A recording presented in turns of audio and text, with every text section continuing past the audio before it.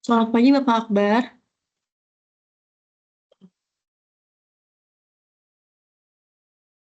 Selamat pagi Bapak Ibu peserta. Selamat pagi Bapak Ibu peserta. Pada pertemuan hari ini dengan materi akuntansi perpajakan pertemuan ketiga dengan pengajar Bapak Akbar.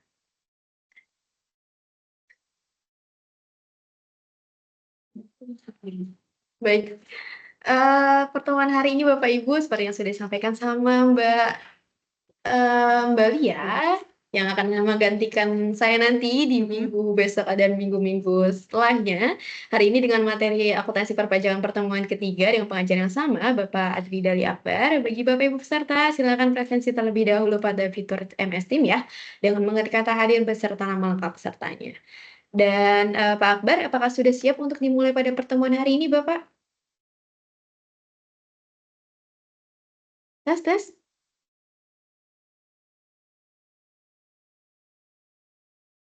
Sepertinya Pak Akbar masih belum ada suaranya.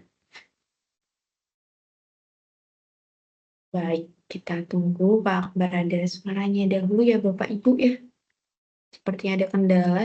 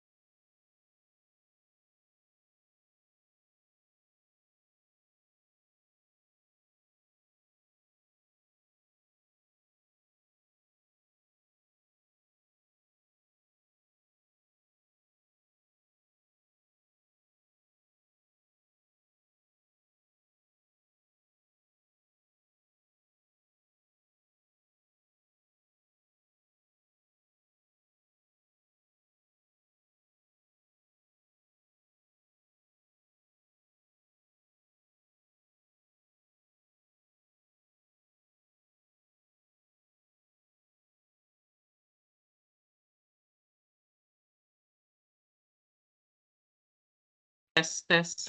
Selamat pagi, Mbak Lydia. Suara saya kedengeran nggak ya?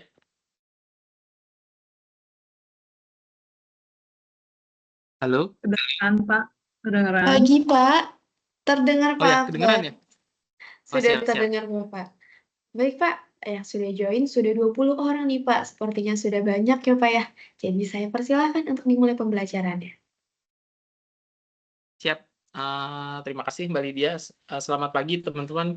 Sebelumnya saya izin teman-teman ya, hari ini satu sesi karena ada yang pengen dibenerin di rumah.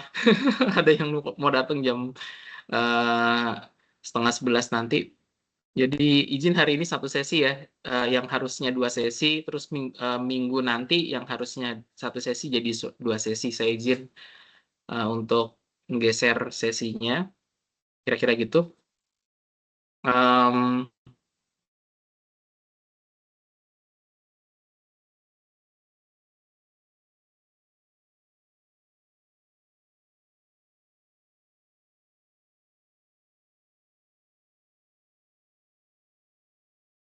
Oke, kemarin ini sampai persediaan teman-teman ya.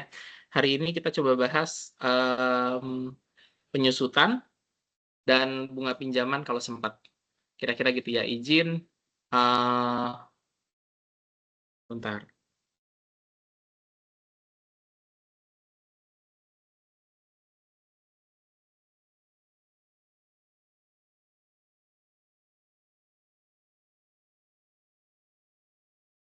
Izin coba saya share screen ya.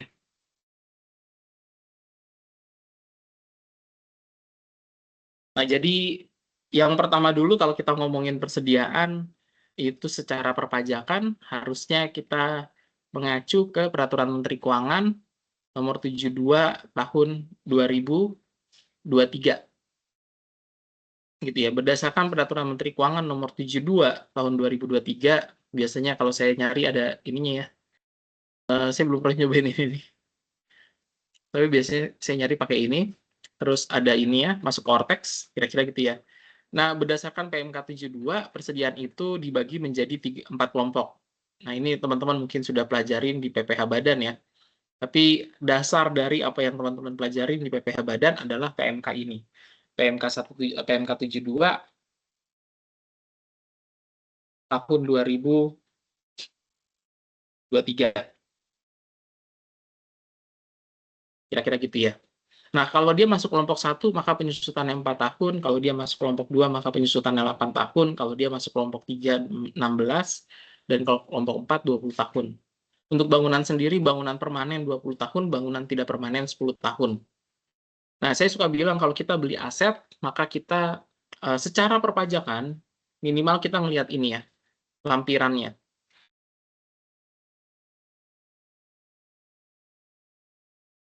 Kalau dia ada di... Nah, kalau dia ada di lampiran A, berarti dia harusnya masuk kelompok 1. Kalau kita beli sepeda motor, kita beli komputer, ini ada komputer nggak? Nah, ini ya, komputer, laptop, printer, ponsel, itu harusnya masuk kelompok 1. Ya.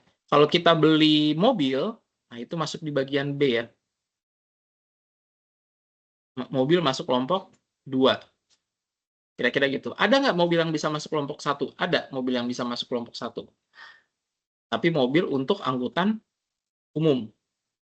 Nah, definisi angkutan umum secara perpajakan adalah yang plat kuning. Jadi kalau plat kuning, taksi, bus, truk, dan sejenisnya ya yang digunakan sebagai angkutan umum, maka masuk kelompok 1. Penyusutannya bisa 4 tahun. Kira-kira gitu ya. Terus bagian C adalah kelompok 3. Sorry, mana tadi?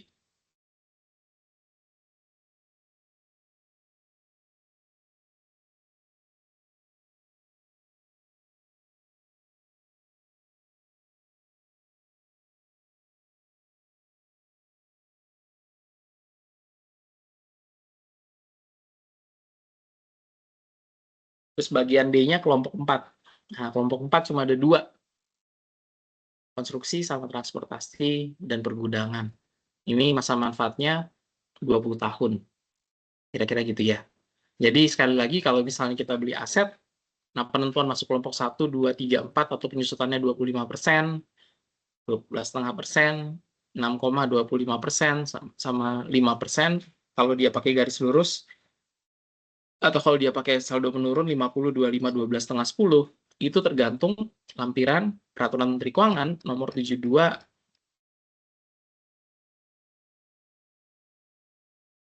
tahun 2023.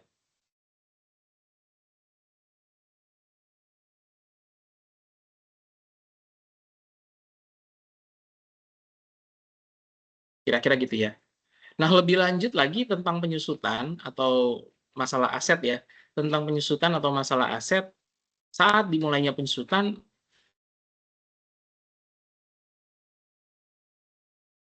nah ini ya, pada bulan dilakukannya pengeluaran.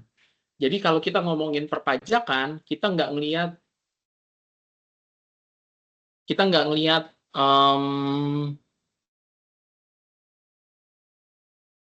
masalah tanggal. Kalau akuntansi kan kita biasanya ngelihat masalah tanggal ya. Kalau kita misalnya beli aset tanggal 16 atau tanggal 20, nah itu penyusutannya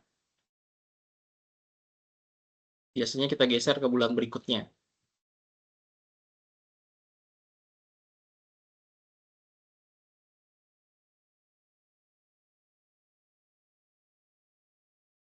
Kira-kira gitu ya. Nah, kalau secara perpajakan nggak seperti itu, teman-teman. Yang dilihat adalah bulan. Contoh misalnya kalau nanti perusahaan teman-teman beli aset tanggal 30 Desember, maka harusnya sudah disusutkan di bulan Desember.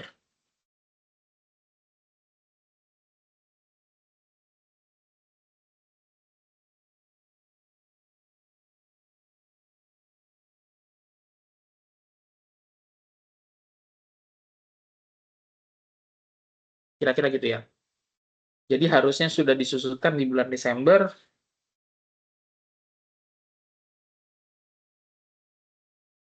tanpa menunggu bulan berikutnya atau tahun depannya karena kita belinya di akhir bulan, nggak kayak gitu ya. Nah, ini kalau misalnya kita beli aset, teman-teman ya. Kira-kira gitu, dan penyusutannya dimulai di bulan dilakukannya pengeluaran.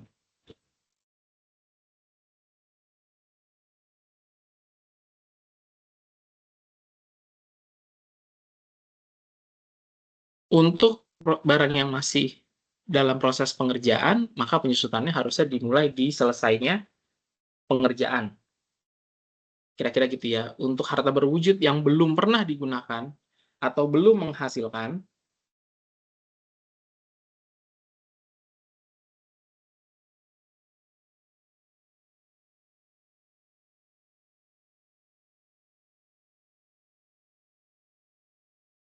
maka dimulainya harta tersebut digunakan tapi dengan persetujuan Dirjen Pajak. Jadi kalau misalnya kita beli aset berwujud terus belum mau kita pakai, maka kita harus ngasih permohonan ya ke Dirjen Pajak untuk menyusutkannya tuh bakal kapan.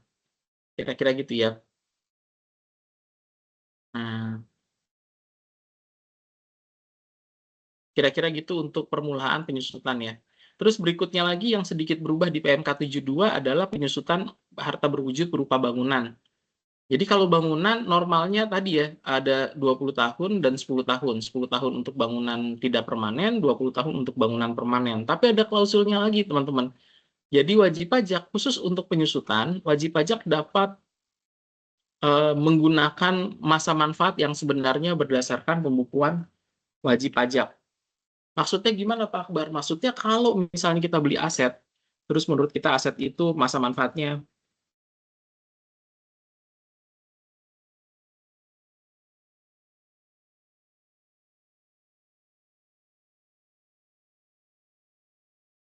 misalnya harusnya 30 tahun gitu ya, atau 20 tahun,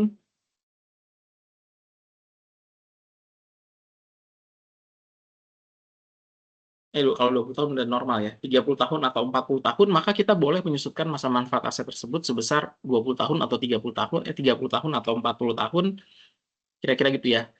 Dengan menyampaikan pemberitahuan kepada Dirjen Pajak paling lambat, Nah, dengan syarat dilakukan taat asas. Kira-kira gitu ya. Jadi nanti kalau di lampirannya biasanya ada pemberitahuannya atau ada permohonannya kalau nggak salah ya.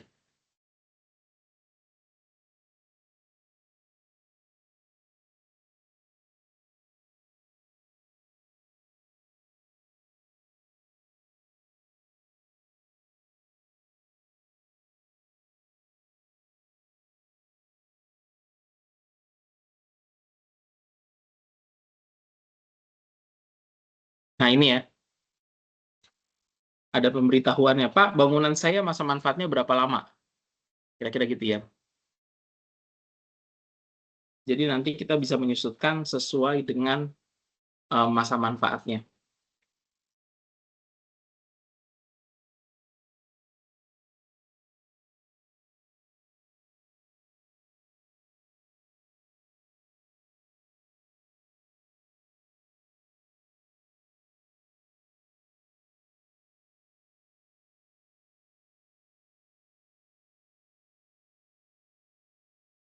Kira-kira gitu. Nah ini yang baru. Jadi kalau sebelumnya kita kan sudah terpaku sama pakem ini, tapi kalau sekarang kita boleh menyusutkan bangunan tidak 20 tahun atau tidak 10 tahun. Gitu ya, sepanjang melakukan pemberitahuan sebagaimana diatur di lampiran tadi ya, lampiran Peraturan Menteri Keuangan nomor 72 tahun 2023.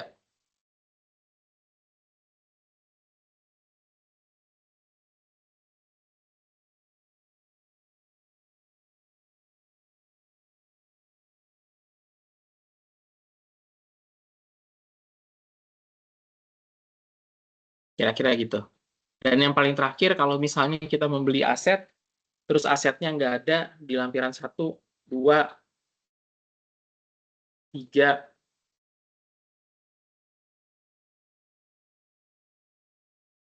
4, atau 5 gitu ya.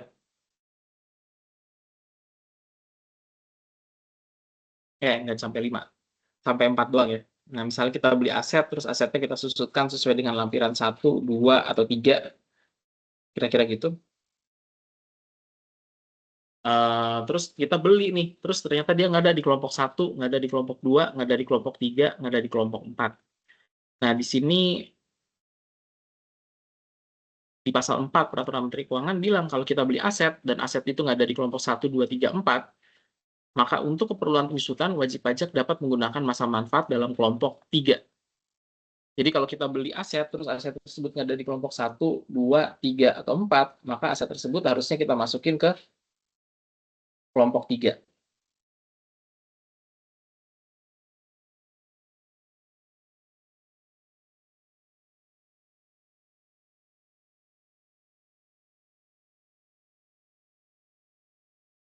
Kira-kira gitu ya.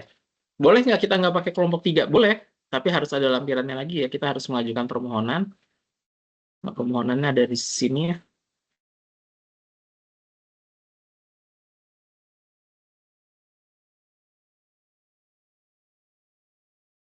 Yang ini kalau nggak salah ya. Jadi kita pengen aset tersebut nggak masuk di kelompok 3, kita sampaikan alasan kita. Harusnya misalnya masuk di kelompok 1, atau harusnya masuk di kelompok 2, gitu ya, atau harusnya masuk di kelompok 4. Nah, itu bisa kita sampaikan. Kira-kira gitu, kita ngomongin aturannya dulu ya, masalah penyusutan.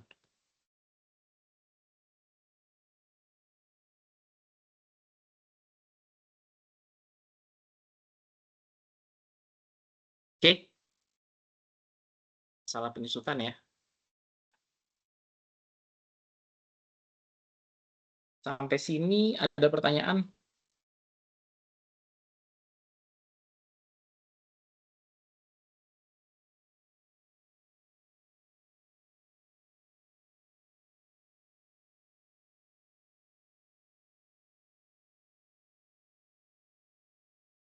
Oke, kalau nggak ada pertanyaan, saya izin stop share screen ya. Kita coba bahas kasusnya.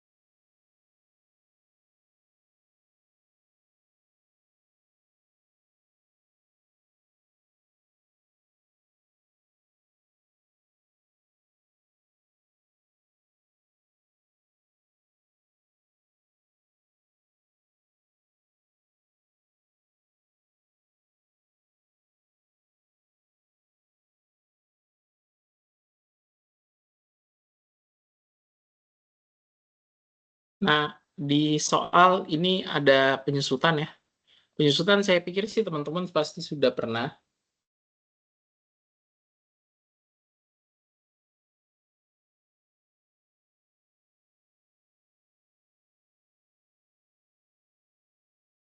Di badan ya. Jadi ini lebih ke review sama bahas aturannya saja.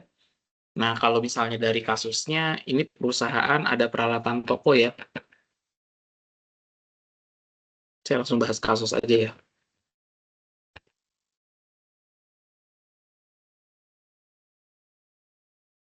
Ada peralatan kantor, terus ada truk dan bangunan.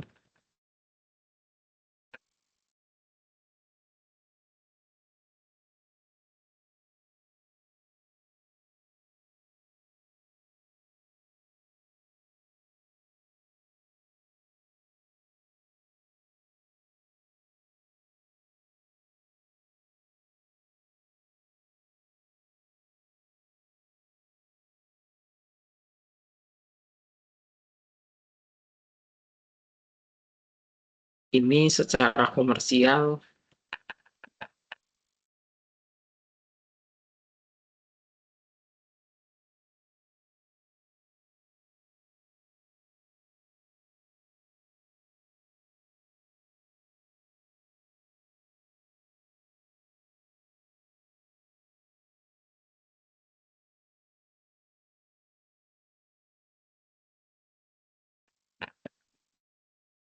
masa manfaatnya 3, 3, 10, 25.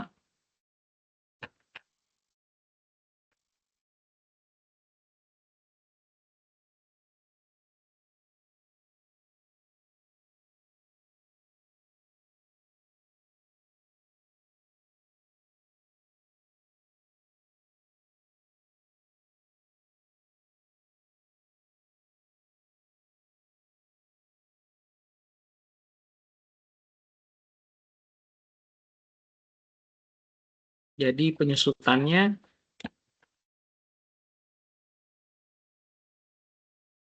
secara komersial, oh nilainya dulu ya.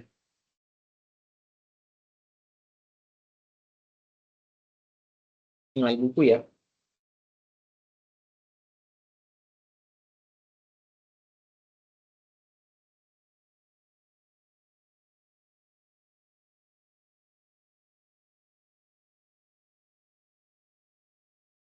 Nilai bukunya masing-masing 640,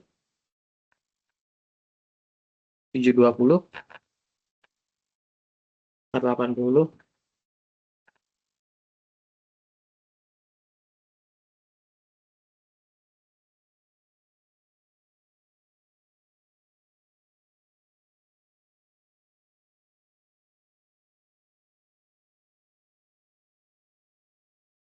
sama 22.400.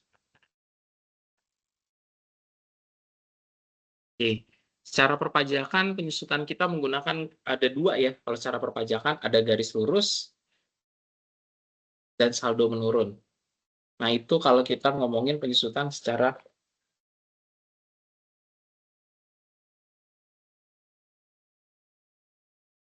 perpajakan.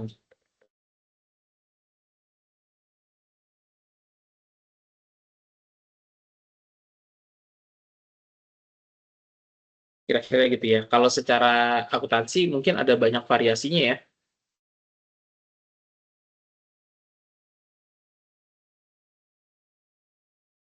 Tapi kalau secara perpajakan cuma ada dua, garis lurus dan saldo menurun. Akuntansi ada jumlah tahun gitu ya. Ada berdasarkan apa persentase biaya, persentase kayak masa pakai, kira-kira gitu ya. Jadi kalau secara variasi lebih banyak.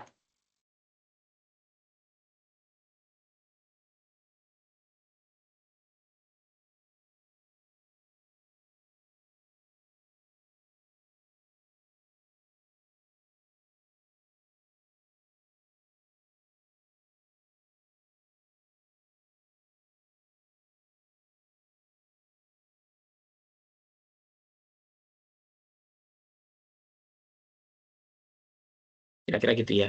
Nah, ini biaya penyusutannya secara akuntansi kalau kita total jadinya sekian.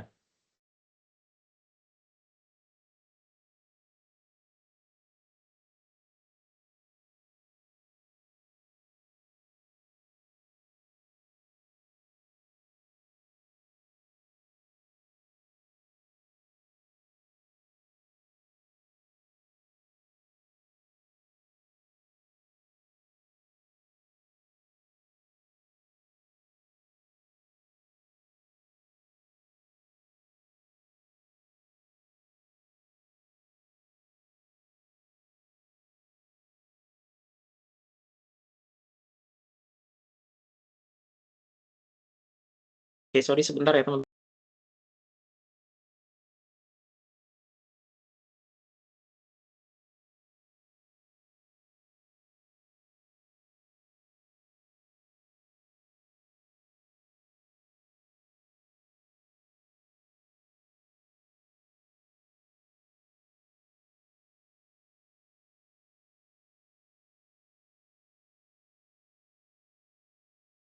Oke, baik. Sorry teman-teman ya, saya baru dikabarin sama teknisi yang mau datang ke rumah saya ternyata nggak jadi. Jadi mungkin hari ini kita tetap 2 sesi aja ya. Ini mau datang besok. Jadi izin balik lagi. Tadi saya udah bilang sama Mbak Lydia, saya jadi nggak enak nih. Harusnya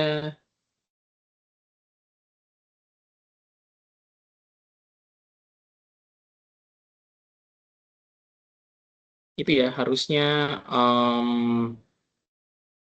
kita 1 sesi hari ini, izin ya teman-teman ya, nggak jadi, jadinya 2 sesi hari ini. Itu intermezzonya. Baik, balik lagi kita ngomongin penyusutan teman-teman. Jadi ini beban penyusutannya secara komersial segini. Sekali lagi secara komersial model masalah penyusutan tuh bisa banyak kira-kira gitu ya.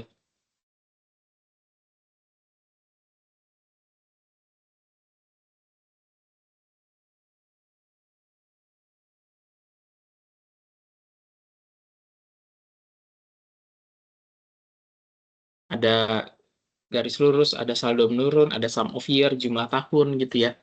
Jadi eh, teknisnya banyak kira-kira gitu. Tapi kalau secara perpajakan sekali lagi cuma ada 2, garis lurus dan saldo menurun. Nah, seperti kemarin, bisa nggak sih kalau misalnya ada perusahaan gitu ya, terus dia pakai penyusutannya garis lurus secara komersial, terus saldo menurun secara fiskal, maka jawabannya bisa-bisa aja.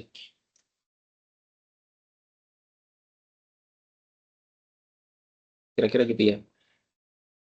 Jawabannya bisa-bisa aja.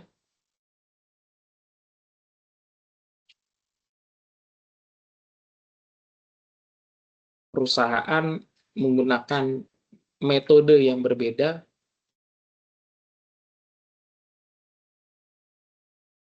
untuk penyusutannya.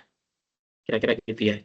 Cuma harus taat asas atau harus konsisten teman-teman ya.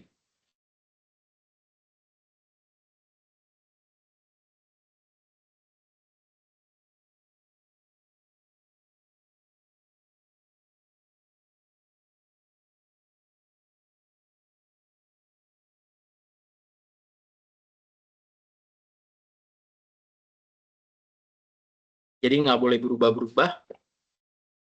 Kira-kira gitu ya. Misalnya dia pakai garis lurus di satu waktu, terus pakai saldo menurun berikutnya, itu udah pasti ditolak ya. Perubahan metode secara perpajakan, perubahan metode akuntansi secara perpajakan itu hanya bisa dilakukan ketika sudah memenuhi jangka waktu tertentu yang biasanya lama, teman-teman ya. Contoh misalnya kita habis menggunakan garis lurus nih, terus kita ngajuin permohonan ke Direktorat Jenderal Pajak, kita minta jadi saldo menurun, itu disetujuin. Tapi kalau misalnya 2 tahun kemudian, 3 tahun kemudian, 5 tahun kemudian kita ngajuin balik lagi ke garis lurus, itu most likely ditolak, teman-teman. Kira-kira gitu ya. Karena kita ketika kita merubah metode, ekspektasi dari pemerintah adalah kita pakai itu terus konsisten, kira-kira gitu ya.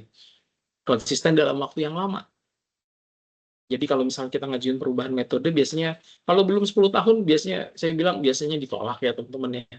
Walaupun nggak banyak kasusnya. Jadi sampel size-nya kecil. Yang saya lihat, yang saya alami ya sampel size-nya kecil. Tapi ya itu, biasanya kalau pendek ditolak teman-teman ya. Ada misalnya wajib pajak berubah dari rupiah ke dolar, terus mau balik lagi ke rupiah, itu ditolak teman-teman. Harus lama gitu ya. Kayak baru 5 tahun, baru 7 tahun, itu nggak bisa gitu. Kalau misalnya udah lama, nah ada kemungkinan diterima. Kira-kira gitu ya. Tapi kalau misalnya baru sebentar, sebentarnya juga nggak sebentar-sebentar ya. Sebentarnya emang kurun waktunya cukup lama ya. Nggak 5 tahun gitu. Itu masih sebentar. Nah itu biasanya ditolak. Kira-kira gitu. Oke, beberapa ya sambil-sambil ya saya namanya juga review. Nah, lanjut lagi ke fiskalnya. Nah, secara fiskal ini masuk di kelompok 1, 1, 2, dan permanen. Kalau misalnya kita ngeliat case-nya, jadi kalau misalnya secara fiskal itu masa manfaatnya kelompok 1 4 tahun, 4 tahun, kelompok 2 8 tahun, dan kalau bangunan permanen 20 tahun.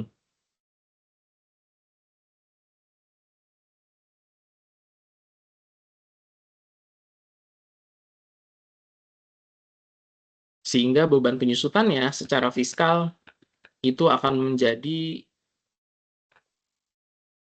kurang lebih seperti ini ya. Dan kalau kita terusin, dan kalau kita jumlahin, maka ini beban penyusutannya. Sekali lagi secara komersial,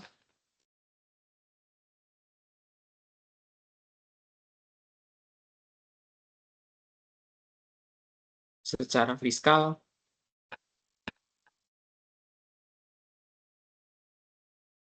sehingga nanti akan ada koreksi fiskal ya.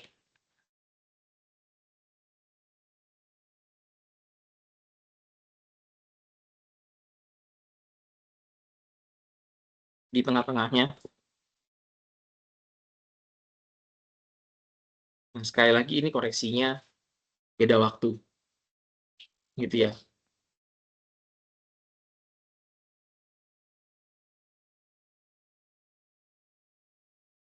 Kenapa beda waktu? Karena pada akhirnya akan sama, teman-teman ya. Pada akhirnya akan sama. Kira-kira gitu. Nah, biasanya orang mencontohkan koreksi fiskal, ini bahasan kasus dulu ya, saya mulainya dari kasus. Tapi kalau misalnya kita ngomongin pembahasan PSAK 46-nya, kenapa penyusutan merupakan beda waktu? Karena pada akhirnya biayanya akan sama. Pada akhirnya ya. Contoh misalnya perusahaan ya, misalnya perusahaan beli apa ya, beli aset gitu ya, beli aset yang nilainya misalnya 800 juta, jangan 800 ya, 600 juta.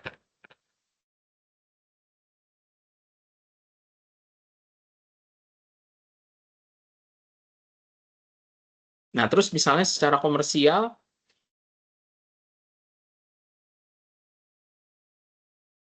aset ini 6 tahun masa manfaatnya ya. Sedangkan secara fiskal 8 tahun karena masuk kelompok 2. Maka beban penyusutannya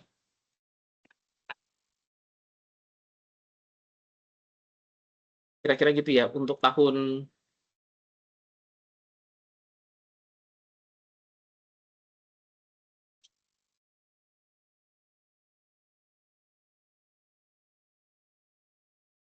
nah, tahun pertama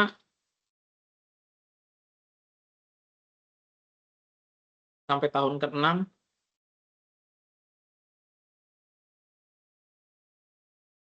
600 juta, tapi tahun ke-7 bakal 0, tahun ke-8 bakal 0 karena masa manfaatnya cuma 6 tahun.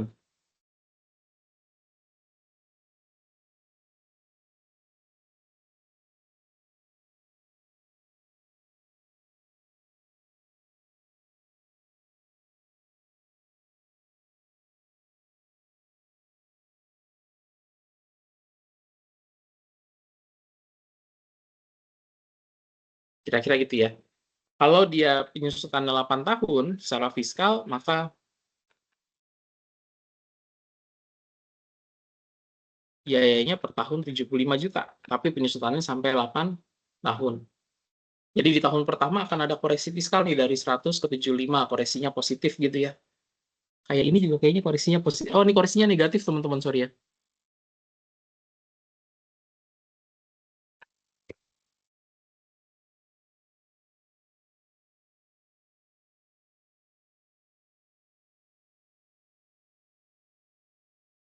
Karena biayanya naik.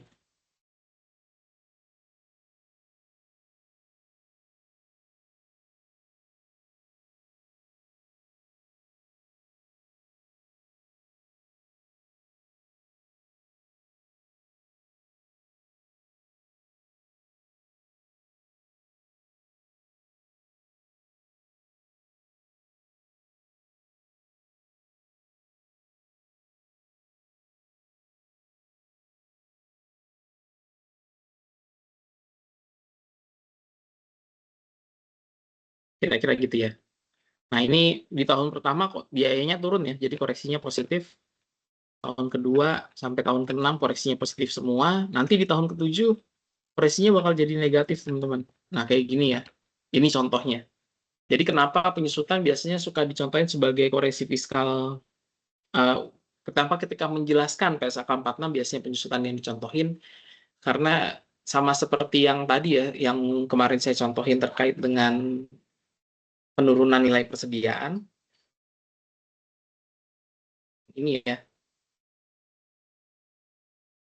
penyusutan itu enak nyontohinnya karena ada kelihatan saat terpulihkannya biasanya gitu.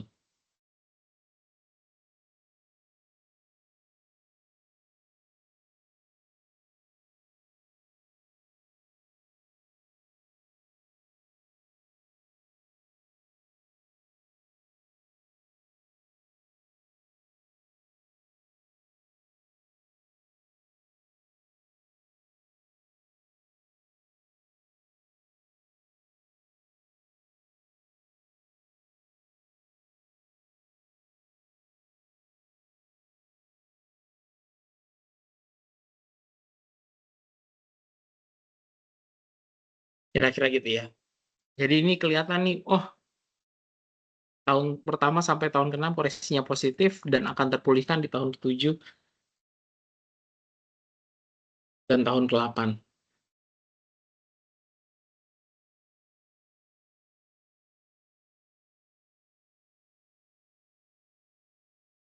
Kira-kira gitu ya. Jadi di tahun pertama akan muncul aktiva pajak tangguhan karena ini koreksi fiskalnya positif ya. Oh, ini koreksi fiskalnya ya. Nah, ini akan muncul aktiva pajak tangguhan ya kalau kita pakai tarif 22%. Misalnya tahun pertama akan muncul aktiva pajak tangguhan, tahun kedua 3, 4, 5, 6. Jadi selama 6 tahun akan muncul aktiva pajak tangguhan sebesar 33 juta. Tapi nanti akan balik ya, karena di tahun ke-7 dan di tahun ke-8 koreksi fiskalnya negatif, akan muncul kewajiban pajak tangguhan. Sekali lagi kita akan pakai set yang di sebelah kanan, gitu ya.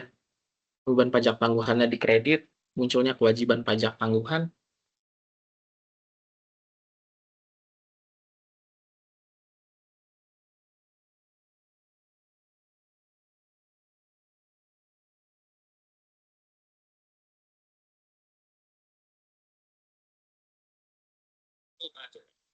Kira-kira gitu. Nah, tahun ke-7, tahun ke-8 muncul kewajiban pajak tangguhan dan semua ini akan terpulihkan gitu ya. Pada akhirnya hilang. Tapi seperti yang saya jelasin, umumnya koreksi pajak tangguhan itu nggak akan hilang di neraca atau di laporan audit yang wajib pajak. Kenapa? Karena kalaupun aset yang ini sudah terpulihkan, bisa jadi sepanjang tahun, entah di tahun ketiga, tahun keempat, tahun kelima, tahun pertama,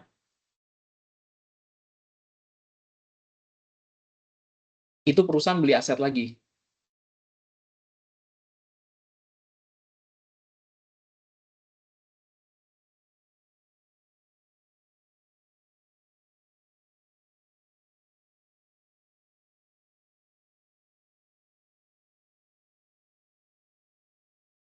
Yang bikin ada koreksi fiskal beda waktu. Kira-kira gitu ya. Jadi, kalau dicontohin secara ideal, ini terpulihkan, tapi pada prakteknya yang ini terpulihkan, tapi nanti bisa jadi di tahun ketiga muncul pembelian aset baru yang bikin ada aktiva atau kewajiban pajak tangguhan. Bisa jadi di tahun ke-5 atau di tahun ke-6 atau tahun ke-7 ada lagi muncul aset baru yang menimbulkan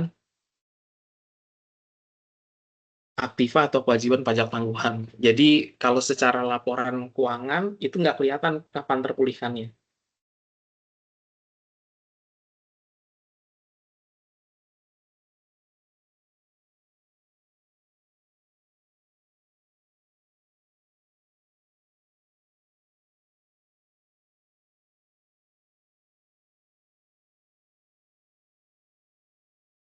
Kira-kira gitu ya. Jadi kapan terpulihkannya kalau kita melihat di laporan keuangan atau laporan audit enggak, tapi kalau kita lihat satu-satu jenis apa yang menimbulkan dia koreksi fiskal beda waktu ya, ya akan kelihatan juga pada akhirnya. Gitu. Cuma kalau secara umum biasanya nggak nampak gitu ya atau nggak kelihatan.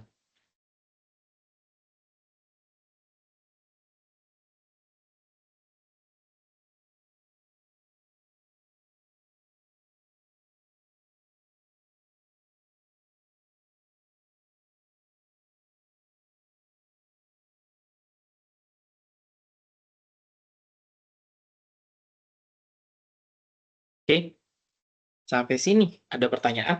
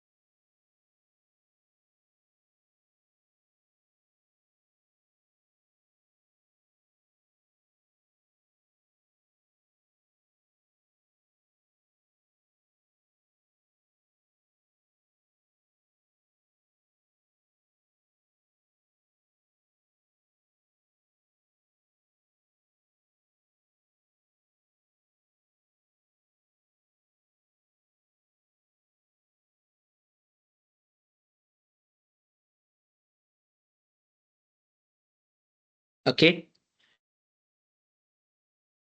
baik. Mungkin itu teman-teman untuk biaya penyusutan ya teman-teman ya.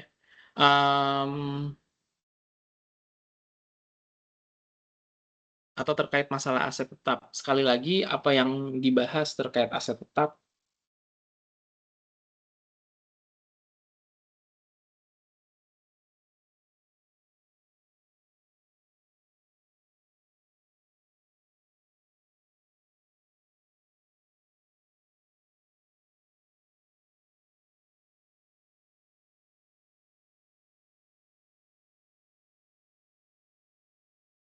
gitu ya, apa yang dibahas pada aset tetap dan apa ya, harusnya kurang lebih sama ya dengan apa yang dibahas untuk persediaan.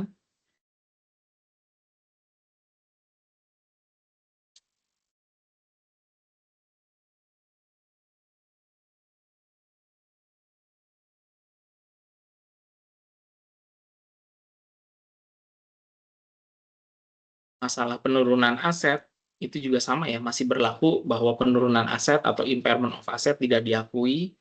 Jadi kita hanya mengakui gampangnya pada saat realisasi saja.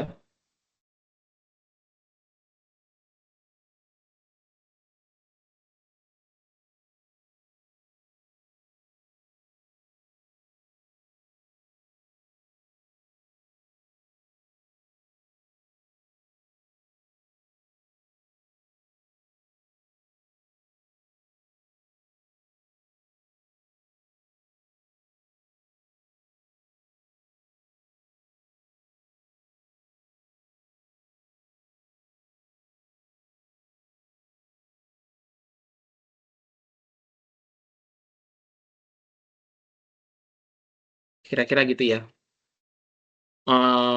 Kenaikan nilai aset itu apalagi ya, nggak diakuin secara perpajakan. Jadi segala macam unrealized gain atau unrealized loss tidak diakui secara perpajakan. Ini pembahasan kasusnya bagian atas. Terus bagian bawah ini pembahasan terkait PSAK 46 ya. Jadi sekali lagi kalau kita mencontohkan persediaan, aktiva tetap atau aset, biasanya ini yang dijadi contoh. Nah, kalau kita ngelihat secara komersial fiskal, ini akan muncul koreksi fiskal ini udah pasti beda waktu ya. Ini mencontohkan koreksi fiskal beda waktunya. Jadi saya suka bilang koreksi fiskal beda waktu itu biasanya koreksi yang sekedar menggeser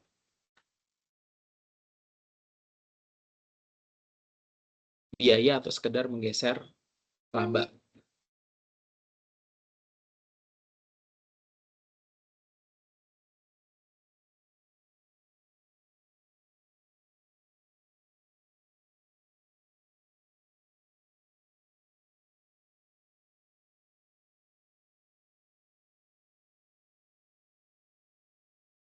Kira-kira gitu ya. Sekedar menggeser biaya atau sekedar menggeser laba. Jadi di sini biayanya secara umum sama ya, 600 juta.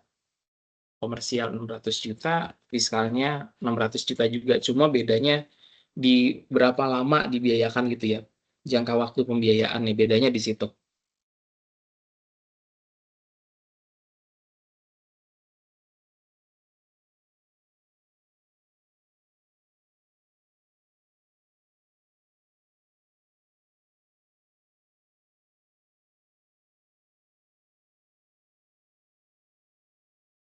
Oke. Nah, ini menutup bagian sebelah kiri kita, teman-teman. Jadi bagian aset ya, atau aktiva, ini sudah selesai semua kita bahas.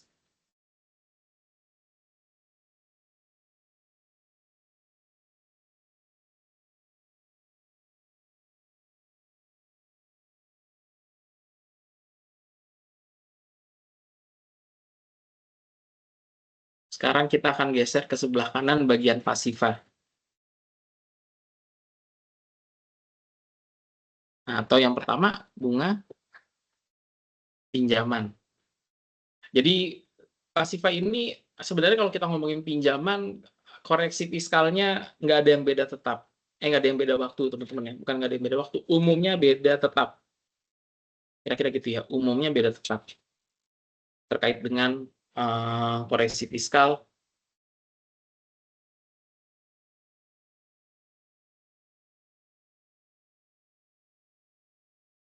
atas bunga pinjaman ya.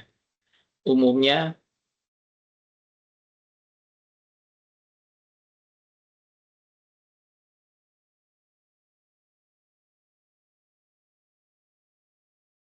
beda tetap. Jadi pinjaman yang pertama saya bahas adalah pinjaman untuk modal saham.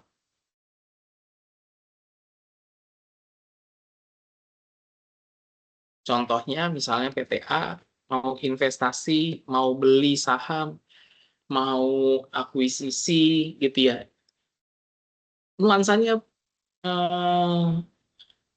sama lah gitu ya. Intinya PTA mau beli sahamnya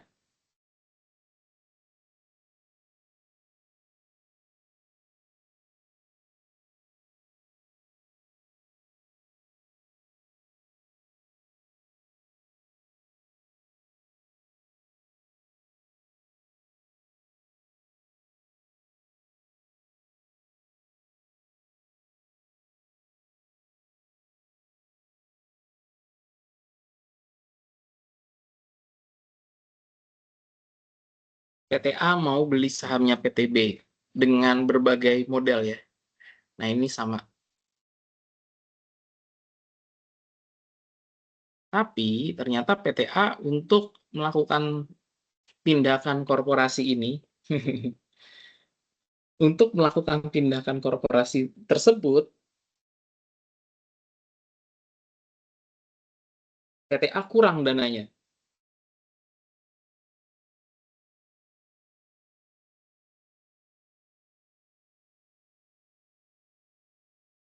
Kira-kira gitu ya, PTA dananya kurang. Jadi yang dilakukan apa? Yang dilakukan sama PTA adalah minjem.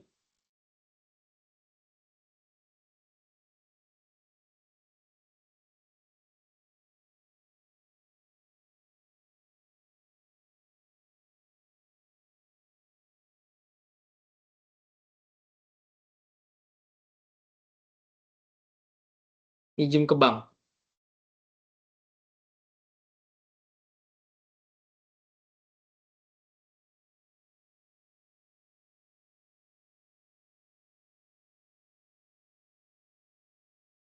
pinjam dari bank ABC ke bank DEF ya.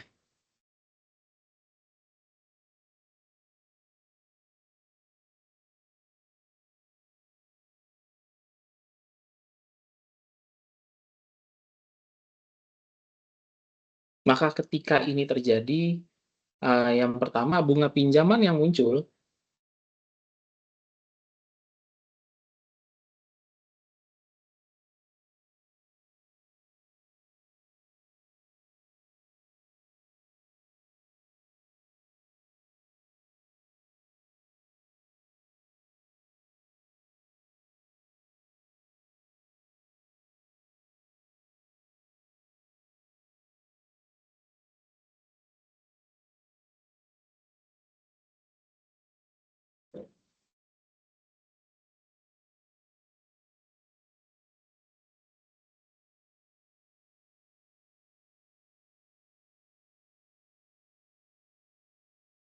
itu harus dikoreksi fiskal.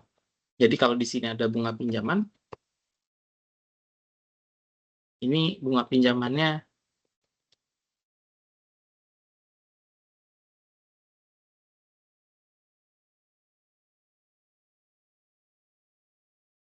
dikoreksi fiskal ya. Kalau koreksi fiskalnya beda tetap, beda waktu, beda tetap. Nah, sekali lagi, koreksi fiskal beda tetap adalah koreksi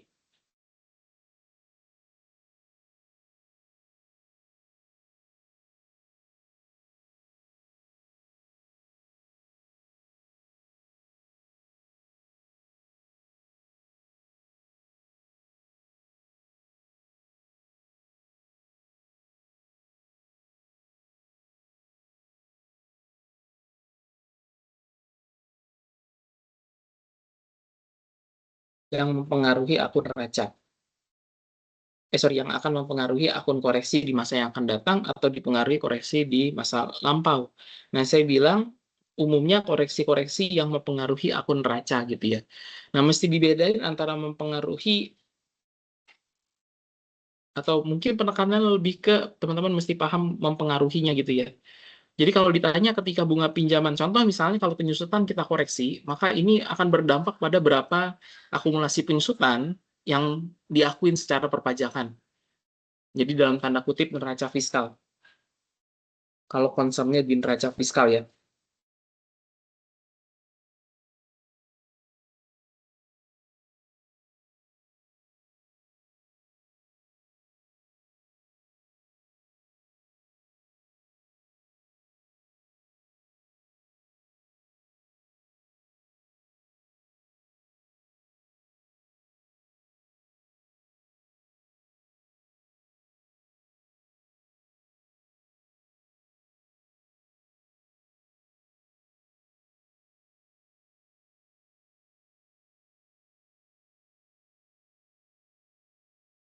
Nah, kalau bunga pinjaman kita koreksi, dia tidak akan mempengaruhi nilai pinjaman yang ada di neraca fiskalnya perusahaan.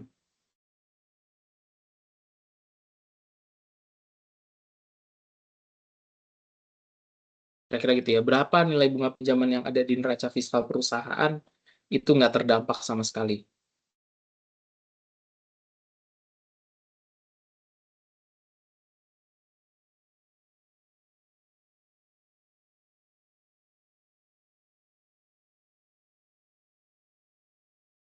Kira-kira gitu. Itu makanya koreksi fiskalnya beda tetap. Kenapa ada koreksi fiskal ini? Karena perusahaan melakukan investasi saham ya, dengan dibiayai pinjaman.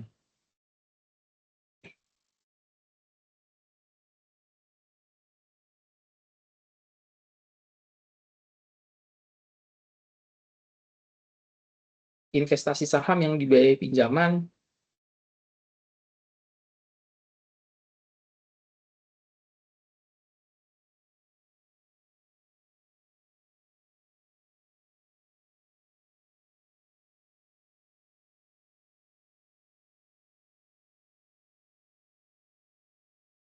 investasi saham yang dibiayai pinjaman, bunga pinjaman yang muncul itu harus dikoreksi fiskal dan koreksi fiskalnya beda tetap. Kira-kira gitu ya. Itu yang pertama.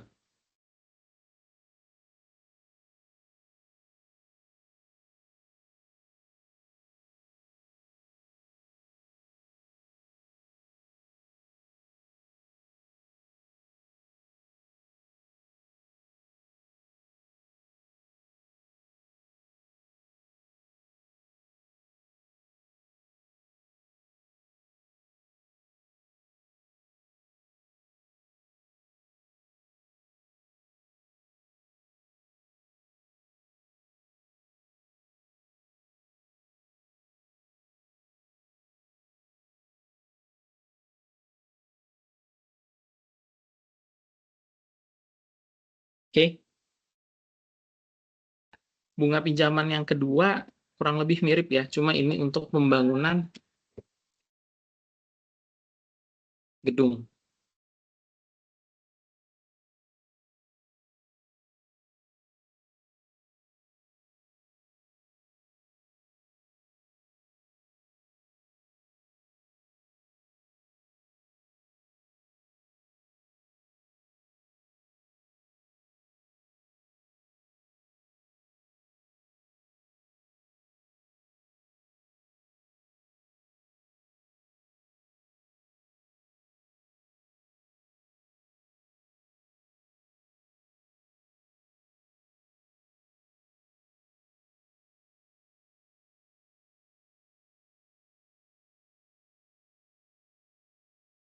Nah, kurang lebih sama, cuma PTA melakukan pembangunan gedung kali ini ya.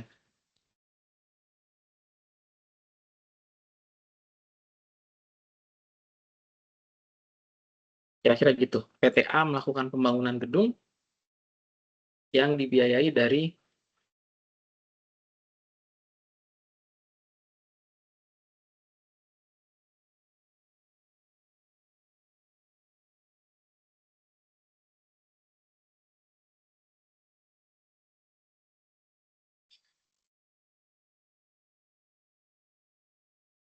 bunga pinjaman.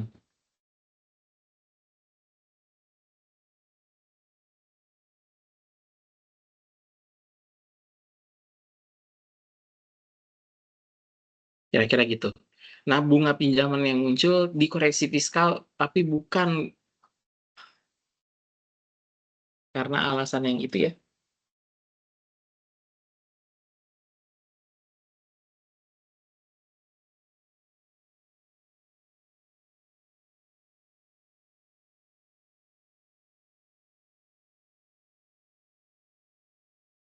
Tapi lebih ke karena harusnya dikapitalisasi. Nah, kapitalisasi ini akan menimbulkan adanya koreksi fiskal. Tapi koreksi fiskal yang muncul akibat kapitalisasi adalah koreksi fiskal beda waktu.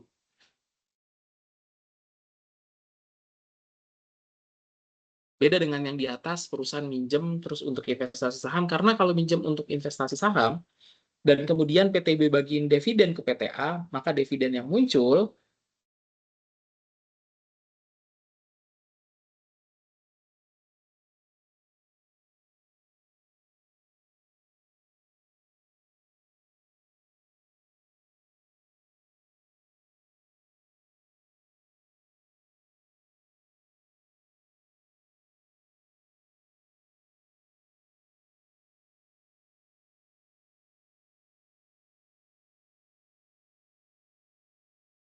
maka dividen yang muncul itu bukan objek pajak. Jadi biaya terkait dengan penghasilan pasal 4 ayat 3 nggak boleh dibiayakan. Gitu ya. Tapi ketika perusahaan minjem buat bangun gedung, bukan berarti pembangunannya atau gedungnya nggak boleh dibiayakan. Gedungnya boleh dibiayakan.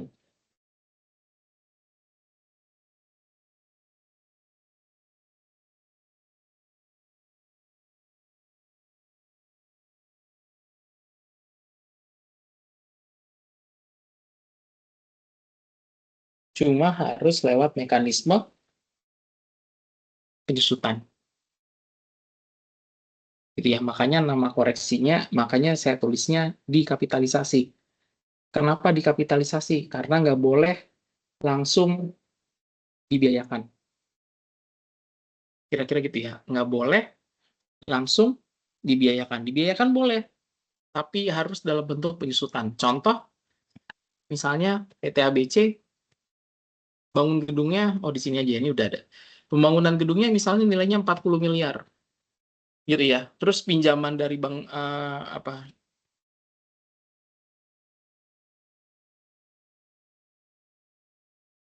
terus pinjaman dari bank DEF-nya,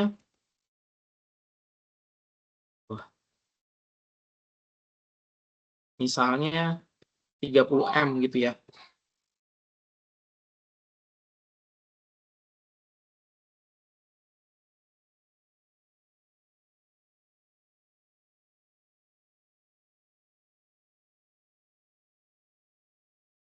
Nah, pinjamannya misalnya 30 miliar.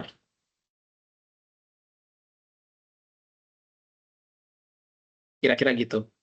Terus bunganya, katakanlah bunganya flat ya. Bunganya flat, misalnya misalnya bunganya 100 juta. Berapa ya?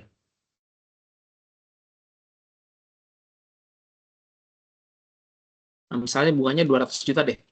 Bunganya flat ya, 200 juta selama 10 tahun gitu ya.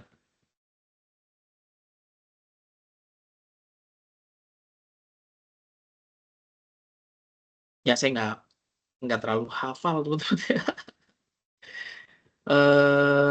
Harusnya berapaan? Ya, anggap aja segitu ya. Nah, ini enaknya ke atas, ke bawah ya. Sebentar.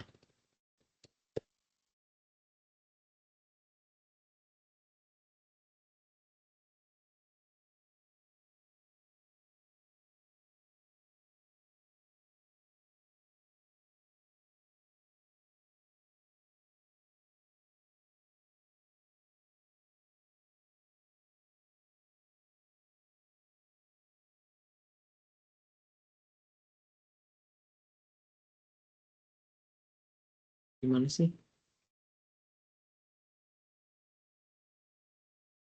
Ini dia.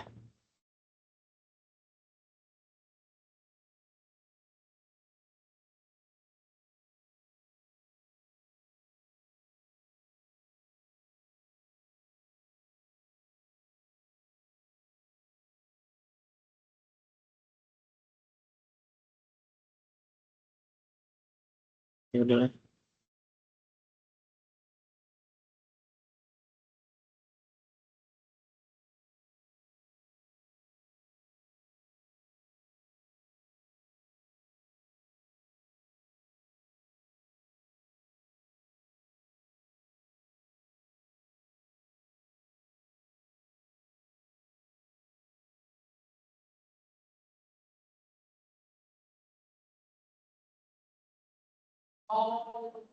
Nah, misalnya gitu ya. Kalau 200 juta sebulan kan setahun 2,4 miliar ya.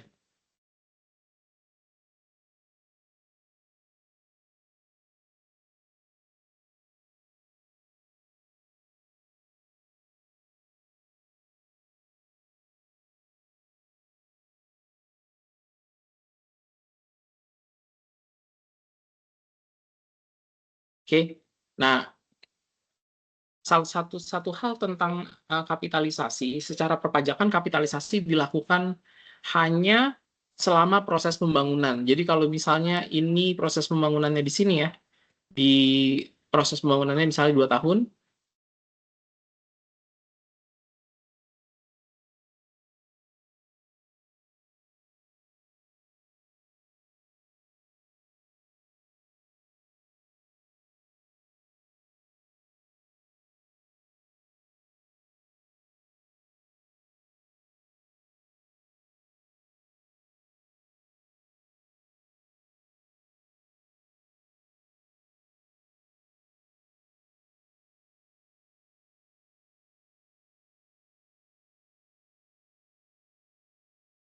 maka yang 2 tahun ini, nah ini harus masuk di kapitalisasi ya, artinya masuk sebagai biaya gedung. Nah, ini kalau misalnya perusahaan tidak melakukan kapitalisasi, maka komersialnya itu nilai gedungnya 40 miliar. Banyak ya?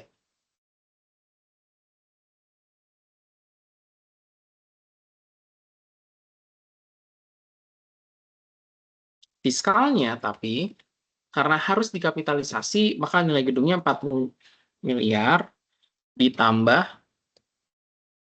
berapa bunga pinjaman yang terjadi sepanjang proses pembangunan.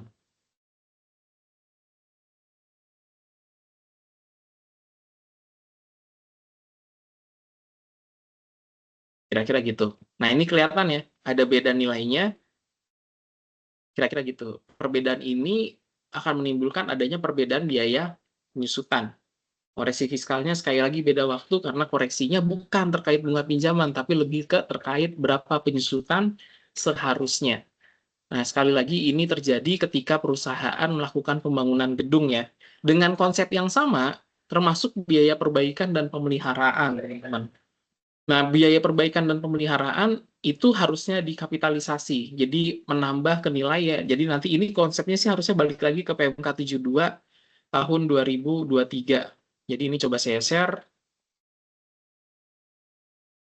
Nah, di PMK 72 tahun 2023, nah biaya perbaikan harta berwujud itu harusnya disusutkan gitu ya. Modelnya ditambahkan pada nilai sisa buku aset tersebut.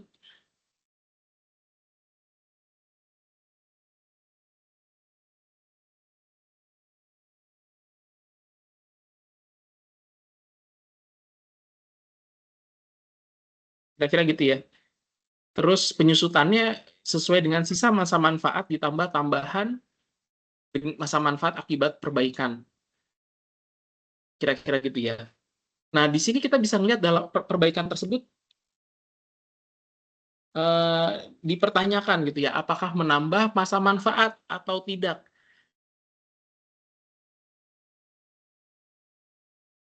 Jadi kalau misalnya kita ada perbaikan, kalau kita baca pasal 7 di peraturan pemerintah ya nomor 72, Peraturan Menteri Keuangan nomor 72 tahun 2023, kalau kita melakukan perbaikan atas gedung, maka harus disusutin, nggak boleh langsung dibiayain. Ya. Kalau misalnya bilang, Pak, tapi tidak menambah masa manfaat, nah ini ya. Kalau tidak, kalaupun dia tidak menambah masa manfaat,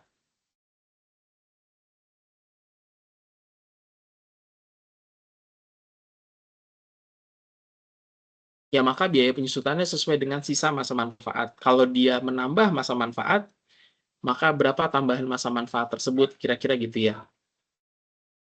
Nah, ini kalau misalnya kita mengacu ke PMK 72 tahun 2023.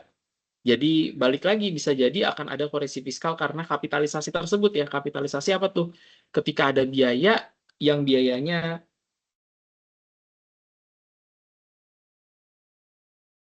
kita tambahkan,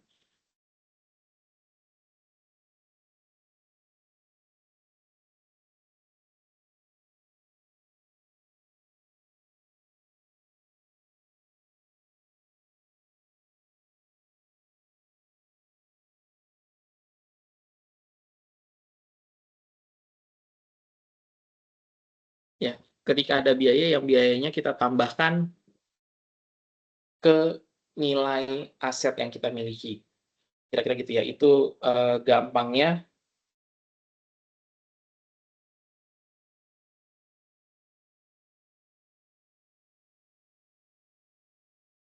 penjelasan terkait dengan kapitalisasi.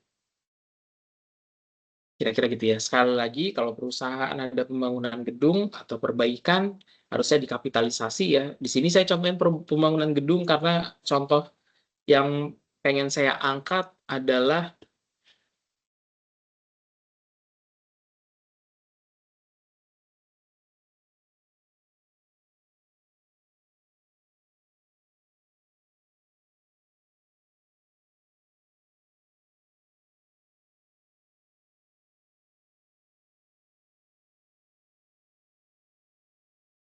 contoh yang pengen saya angkat adalah itu ya, bunga pinjamannya. Jadi bukan kapitalisasinya.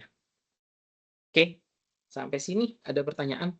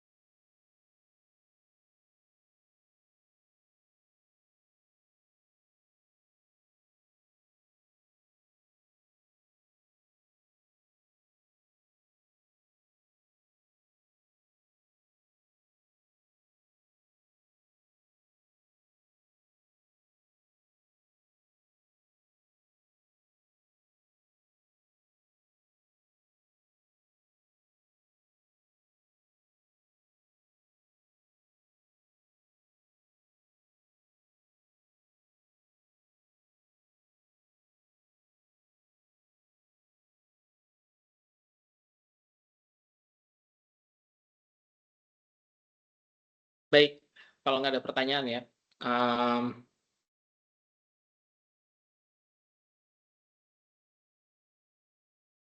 kita lanjut lagi yang ketiga.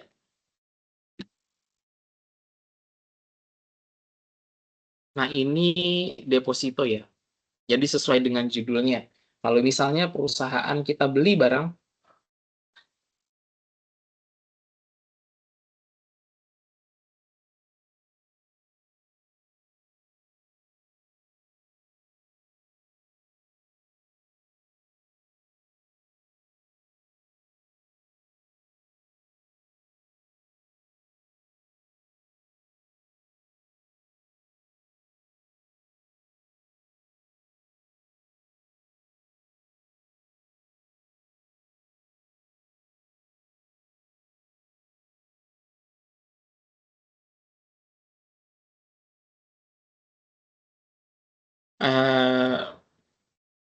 sorry, bukan kalau beli barang, kalau perusahaan ada bunga pinjaman,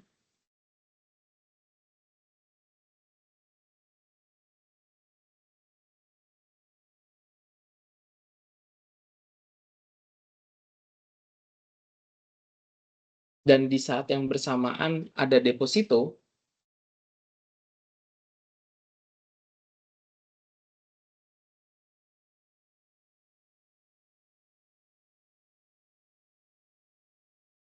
maka bunga pinjaman yang muncul itu harus dihitung berapa bunga pinjaman fiskalnya. Jadi kita harus menghitung berapa bunga pinjaman fiskal, kira-kira gitu ya.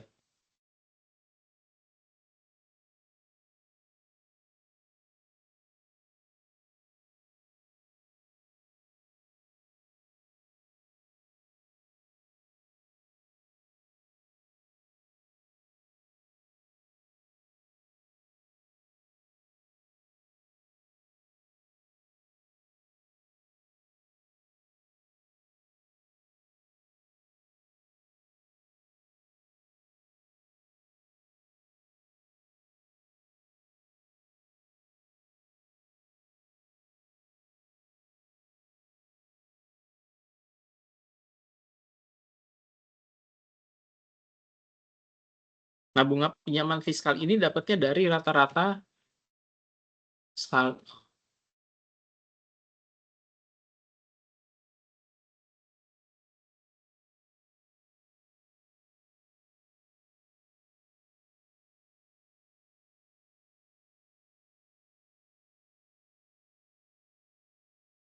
pinjaman dikurang rata-rata saldo deposito dikali tarif bunga pinjaman. Jadi ini rumus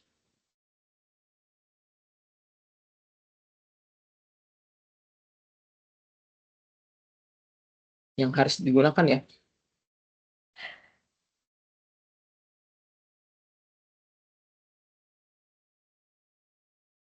Ketika kita ada bunga pinjaman fiskal.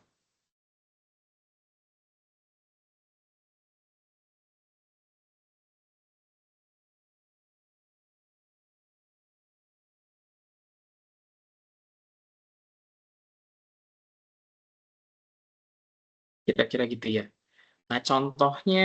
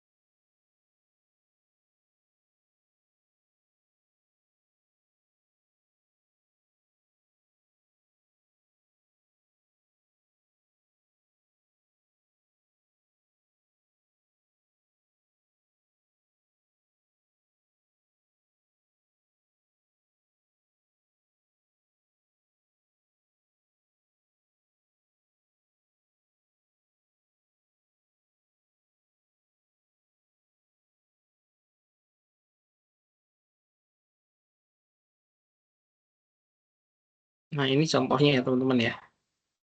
Jadi katakan ada perusahaan yang keterangan atas pinjaman dan depositonya selama 1 tahun kurang lebih seperti ini.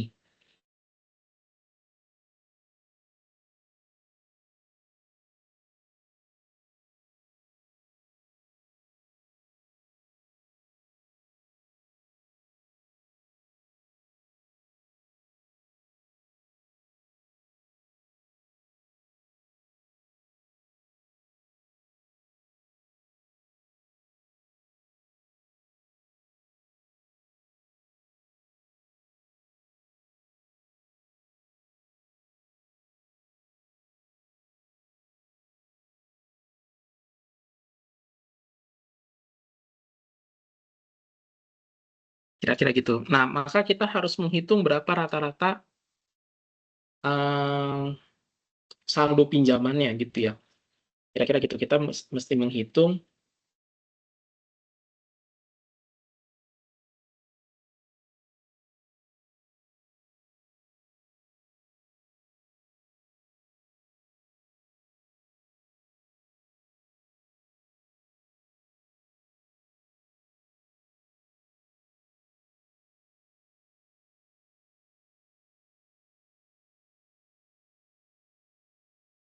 berapa rata-rata saldo pinjaman.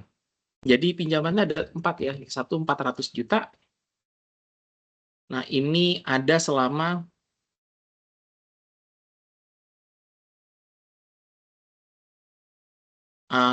12 bulan dari Januari sampai Desember, sehingga totalnya kita akan menjumlahkan saldonya ya, karena kita perlu cari berapa rata-rata saldonya. Terus ada pinjaman 1,2 miliar, ini dari April sampai Juni berarti 3 bulan.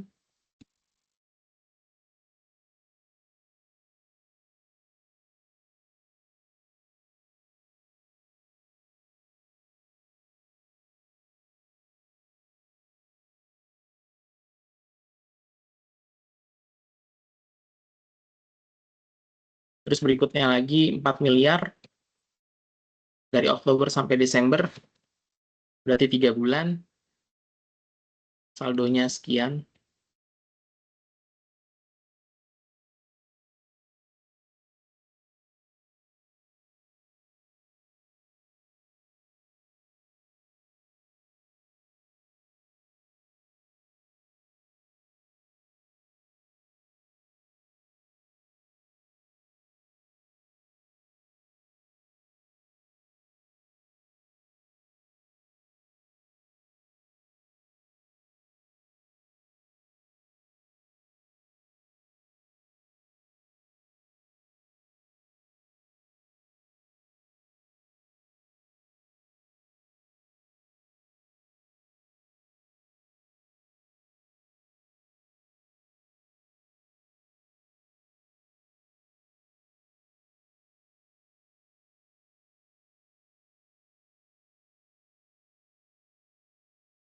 Rp720 juta berikutnya lagi.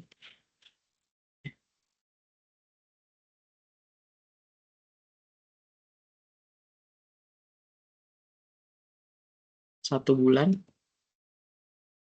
Sehingga kita akan dapat total saldonya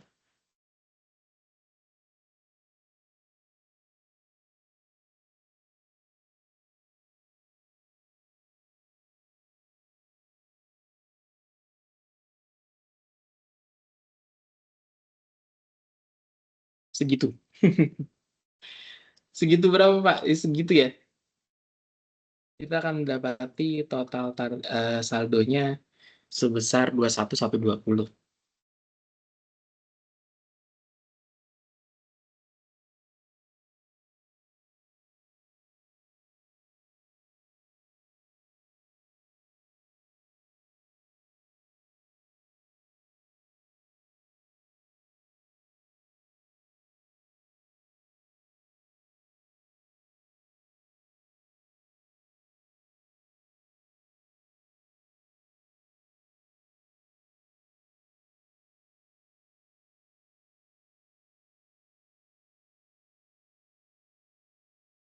Nah, ini berarti rata-rata saldo bunga pinjamannya berapa? Tinggal kita bagi 12 ya.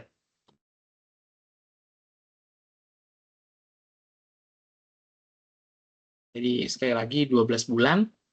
Nah, kalau misalnya dipanjangin ya. Jadi ini dibagi 12, kita akan dapat inilah rata-rata saldo pinjaman. Kita sudah dapat satu komponen sesuai dengan rumusnya. Rata-rata bunga pinjaman, rata-rata saldo pinjaman dikurangin rata-rata saldo deposito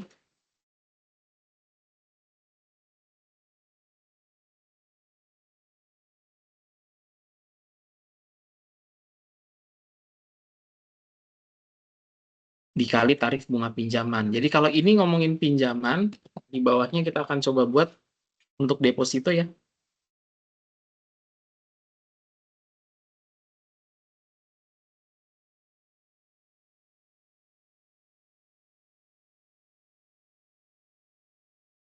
Depositonya cuma ada 2, 500 juta.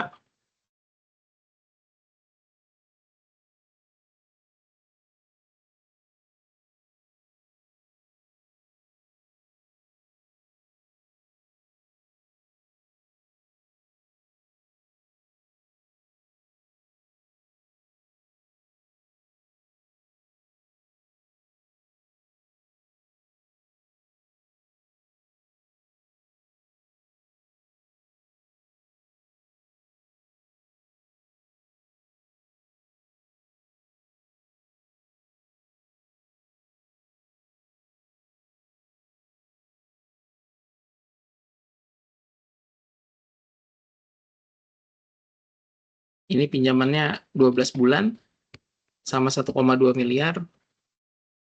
Ini pinjamannya 6 bulan.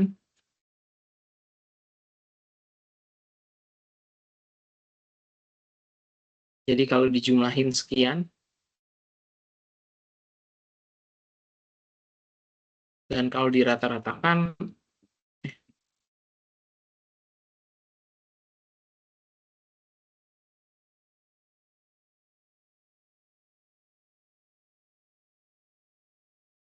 kita akan dapat rata-rata saldonya 1,1 M.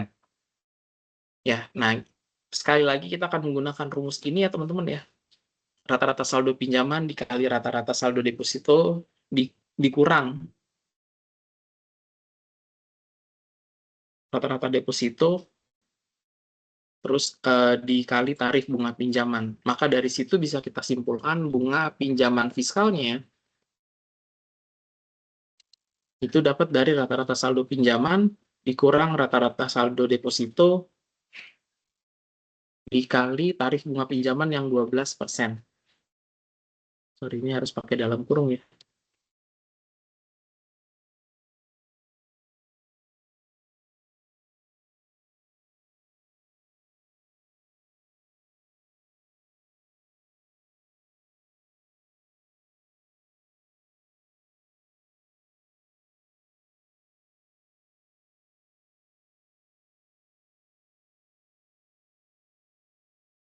Nah, kalau kita udah dapat bunga pinjaman fiskalnya, maka kita udah bisa, maka kita bisa bikin koreksi fiskalnya ya. Jadi koreksi fiskalnya secara komersial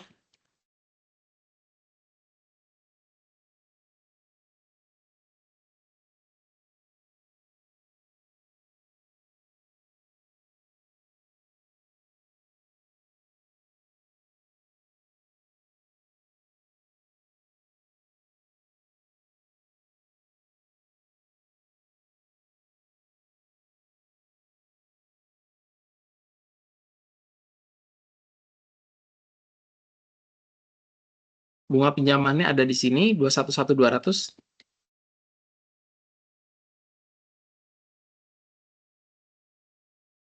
Secara fiskal bunga pinjamannya yang 79.200 ya. Maka hasilnya akan ada koreksi fiskal. Ini positif harusnya.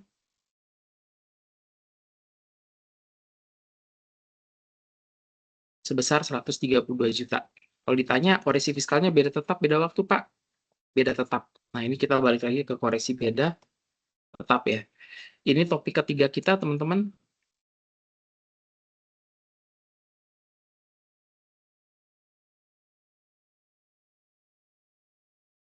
Terkait, ini kita gedein.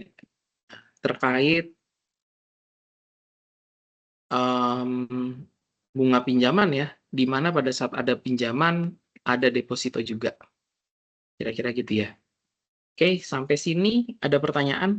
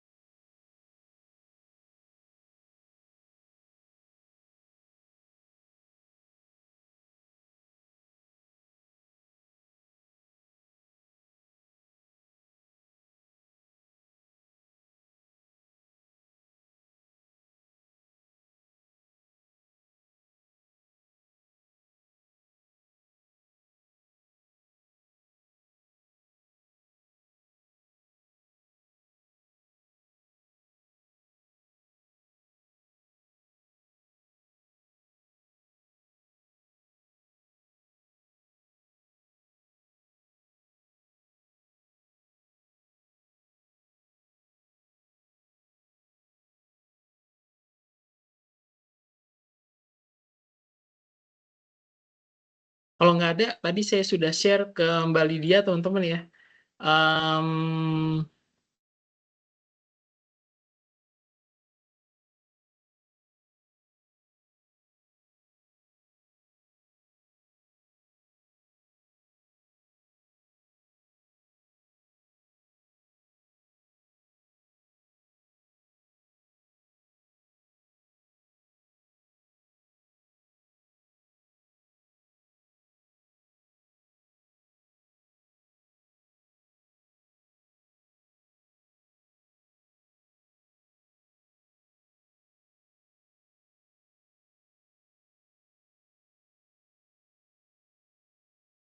kasusnya terkait bunga pinjaman dan ada deposito, bisa coba dikerjakan, teman-teman. Dan sekali lagi, kalau sudah bisa di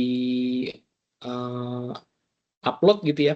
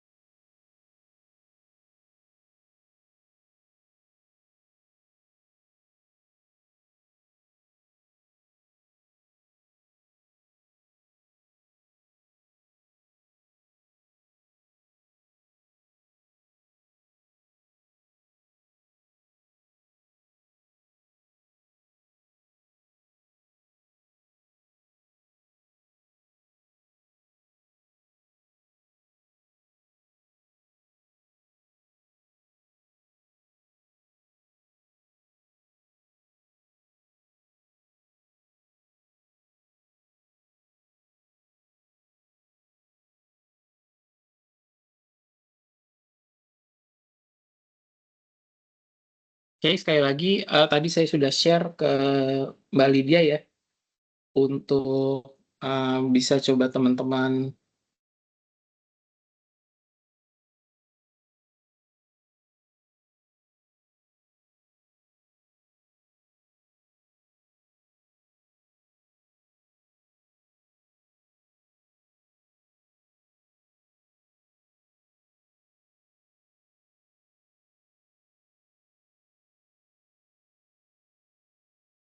kerjakan terkait bunga pinjaman, sambil-sambil kalau ada pertanyaan bisa ditanyakan.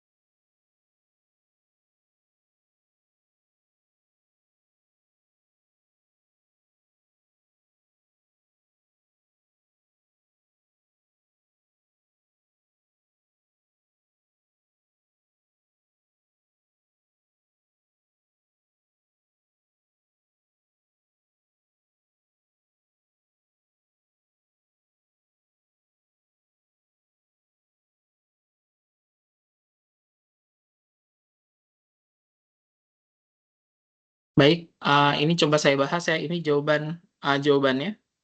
Kepotong. Potong ternyata teman-teman.